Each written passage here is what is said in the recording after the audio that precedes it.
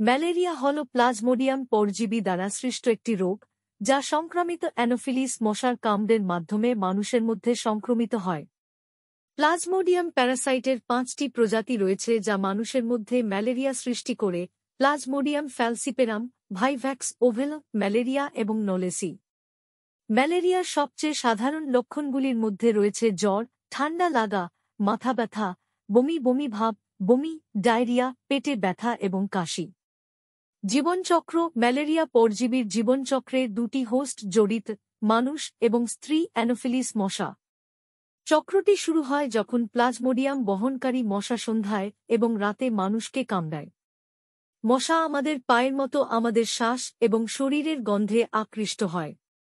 কামড়ের সময় এটি আমাদের রক্তে স্পোরোজেট নামক ক্ষুদ্র আকারের ইনজেকশন দেয়। এই স্পোরোজাইটগুলি লিভারে ভ্রমণ করে, সংখ্যা বৃদ্ধি করে এবং প্রাথমিকভাবে কোন উপসর্গ সৃষ্টি করে না। তারা তখন মেরোজুয়েটে রূপান্তরিত হয়, লোহিত রক্তকণিকা আক্রমণ করে, সংখ্যা বৃদ্ধি করে এবং জ্বরের মতো উপসর্গ সৃষ্টি করে। কিছু মেরোজুয়েট যৌন আকারে বিকশিত হয় যাকে বলা হয় গ্যামেটোসাইট, যৌন কোষ, যা রক্তের খাবারের সময় মশা দ্বারা গৃহীত হয়। মশার অভ্যন্তরে গ্যামেটোসাইটগুলি পরিপক্ক যৌন কোষে বিকশিত হয় যা অবশেষে লালা গ্রন্থিতে পৌঁছায়, অন্য মানব হোস্টকে সংক্রামিত করতে প্রস্তুত।